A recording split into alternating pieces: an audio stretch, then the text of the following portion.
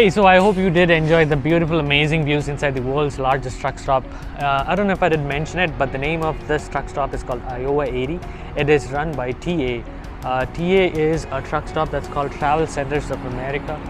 There are different truck stops like TA, there's Pilot, there's Flying J, there's Loves, so different truck stops. But this one is run by TA. A couple of information that I have here to share about the Iowa 80 is the world's largest truck stop. It is located off Interstate 80, that's why the number 80, and it is located on the state of Iowa, so that's why Iowa 80. And the whole size of the property is almost about 220 acres, out of which only 75 acres have been developed.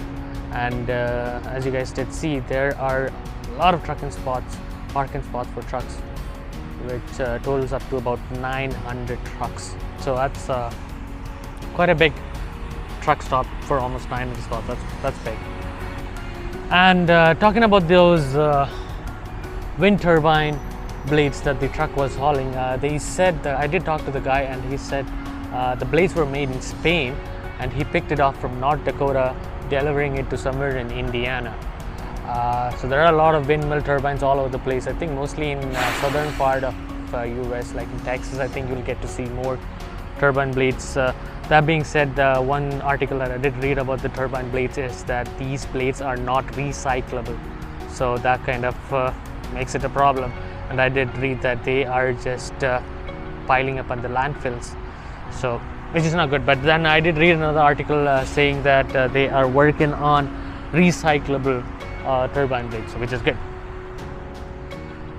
And now talking about the decision that I had to make, that I did mention in the beginning of the video. So what is the decision that I had to make? It's a funny one, in fact. So like you guys know, I was laid off last year, 2020. March is when I was laid off, and then since April I decided to get back into trucking, and I did find a good job that was dedicated runs. I go to the same place, I go to Pennsylvania, come back to Ontario, to Quebec. It was the same runs, pretty good job, but then it started to get a little bit monotonous. But then I thought, you know what, 6 months I'll be called back, so I thought, you know what, I'll do it. Did that for 6 months, recall did not happen. Goes by another year, still nothing happened, and then I was like, okay, you know what, this is too much, because the aviation in Canada was progressing way slower than expected as compared to the other countries. So then I was like, you know what, it's time to change jobs. I need to do something else. But then at the same time, I didn't want to change my trucking profession, because the profession pays pretty decent. Not any other profession pays kind of the same amount. So I still wanted to stick on to the same profession. That's when I decided to buy a truck. Yeah, not quite sure if it was the right decision, but I decided to buy one, and I did end up buying one. It's not a brand new truck. A brand new truck costs about $250,000. So it's a used one. It's similar to the one that I used to drive. It's a Freightliner Cascadia. It's like right there.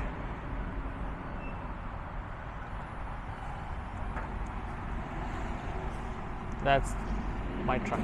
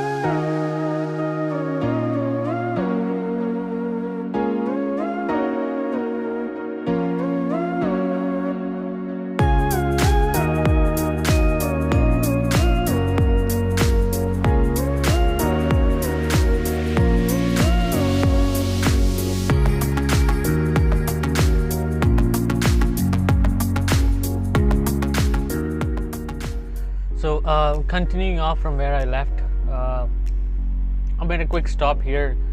I was pretty hungry since morning. I did not eat anything, so I decided to make a stop here at the truck stop. I needed to fill some gas. So such a beautiful place. I don't think so I have seen such a good truck stop anywhere before. This place is in Maryland. Apparently Maryland happens to be a state in the USA. I did not even know such a state did exist. First time coming here. Pretty good. The terrain is pretty much mountainous. It's all mountains, so driving on the mountains is it's good to see the scenery, but to drive, it takes a lot of gas to go up the mountains, and then coming downhill, coming on a heavy truck, it's not the best. But like I said, this truck stop is amazing. I will show you the scenery in just a bit. Usually when I don't eat anything since morning, I get junk, which is McDonald's. Yeah, so that's the problem being a trucker. If you want to eat something healthy, it's gonna be impossible. So I'm gonna eat my junk first because, like I said, I've been starving since morning. And my McDonald's burger,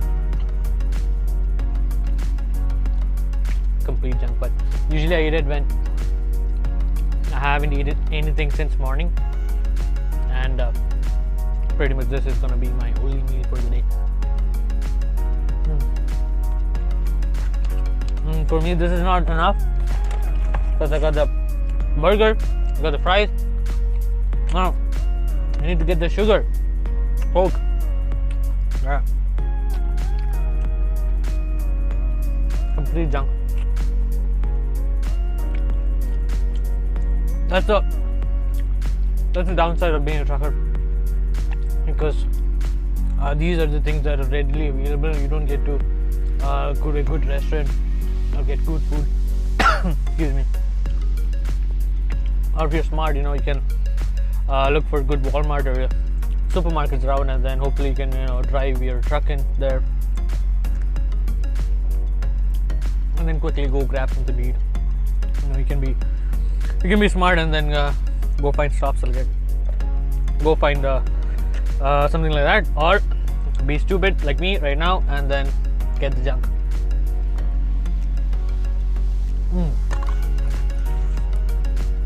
It's been a while I haven't eaten McDonald's. I don't like it. Just because I'm super hungry. Yeah, I need to eat something. Just finished eating my junk. It's full. Yeah. I feel so sad after eating all this junk, But when I'm hungry, I want to eat anything. But once you eat all this junk, I feel so sad, like I should not have eaten it. But whatever. This is my first and the last meal for the day, so should be good. Got my minimum calories for the day. Anyways, I'm gonna get out, show you this beautiful place, this amazing truck stop that I just made.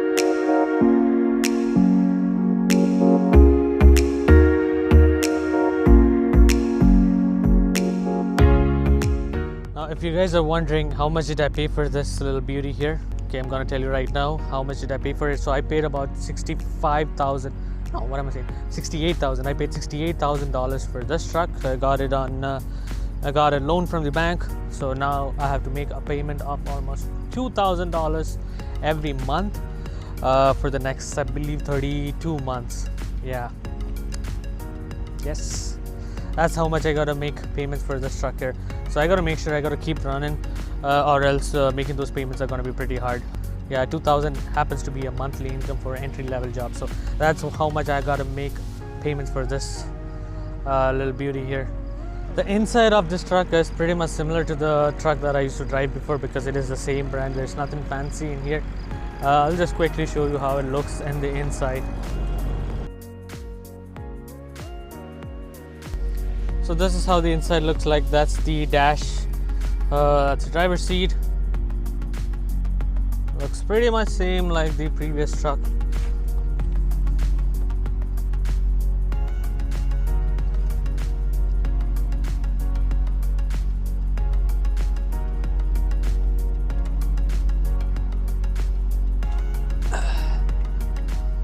And this is the back. I got stuff all around. That's my bed. I got a working fridge here, but still I do have a cooler just in case the fridge fails on me. It is highly likely. Got a printer there to print my stuff, papers. Yeah.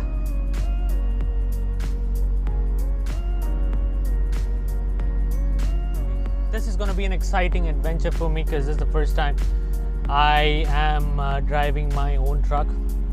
There is going to be a hell lot of responsibilities compared to a driver because I got to make sure I do things properly because I got to fill the gas.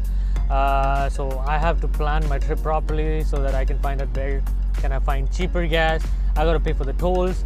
Also, I got to pay for the repairs. You know, if the truck breaks down, I'm the one who's responsible. I got to pay the money out of my pocket. So I got to make sure that I do services for this truck properly so that it doesn't break down on me. And yeah, so that is a lot of responsibilities. I knew this was a part of being an owner op when you buy a truck, but I was like, you know what, let's just check it out, you know. Yeah, it's interesting. My first trip going pretty good so far.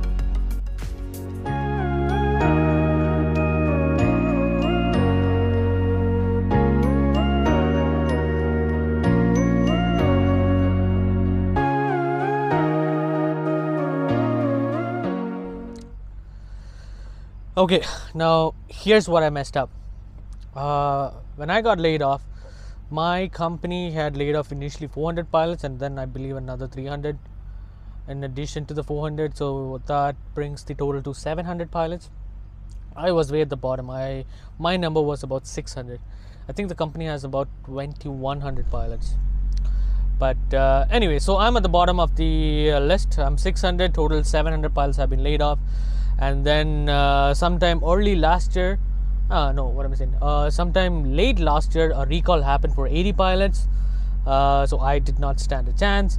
And then this year, pretty much last month, a recall happened for about 220 pilots. And then they added on another 50, 60 pilots, and they made the total number 280. So the recall was for 280 from the top. Well, it doesn't matter from the top or not. They just put this message out there. You know what? Recall's going on. 280 pilots is needed. So people or the pilots who are interested, they bid. So I was at the bottom 600. The first 80 got the job. So, but still, I'm like way at the bottom, right? So now probably another 620 pilots. So out of the 620, the top 280 are being recalled. Not the top, but there's 280 recalled. So I'm still way at the bottom of the seniority number. So I was like, even if I put a bid, I'm not gonna get the job, is what I thought. So I was relaxed, and pretty much at the same time is when I decided to buy the truck. So I was like, trucks come in, so I'll just take it easy. So I didn't bother to put a bid, and the bid results come out. And guess what? The guy who was junior to me did manage to get the job, which means had I put in my bid, I would have got the job in this year in the month of October. So I kind of missed that opportunity. So the reason why I did not want to bid was, one being that I got this truck, and then two, I thought that I'm at the bottom of the seniority list, I'm not going to get the job, where I was wrong. In fact, one of my friends did tell me that I should probably bid, I might get the job. I don't know, seems like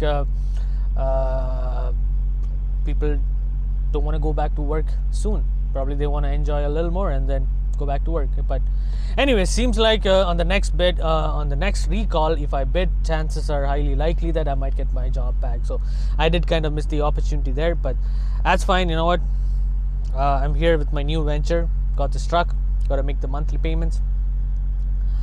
Yeah, and then probably hopefully I can travel a little more around America, see more states.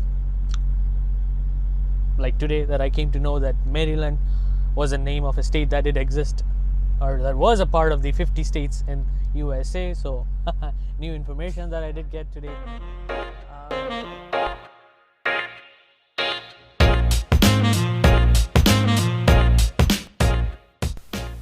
So this happens to be one of the most iconic bridge I've seen so far in the state. The design of this bridge pretty much reminds me of the Bandra Worli Sea Link that we have in Mumbai, India. Kind of shares the same design. As you guys can see, there is a bit of a twist in this bridge where it makes a turn, which is kind of similar to the bridge in Mumbai. The other interesting fact of this bridge is on this side, as you guys can see, on the side we have concrete blocks, but on the other side there are no concrete blocks. It has just railings, and I must say it looks a bit scary. If you guys want to check that out, I have attached a shot of that side of the bridge at the end of the video, so please do check it out. That being said, I am bringing my video to an end here. Hope you guys did enjoy it. If you did, please do not hesitate to hit the like button, and if you guys want to see more of my trucking videos, do hit the subscribe button. And also, this bridge happens to be almost 7 kilometers long, and I have put the entire video in here, so enjoy the view. I'll see you guys in my next video. Until then, take care. Bye bye.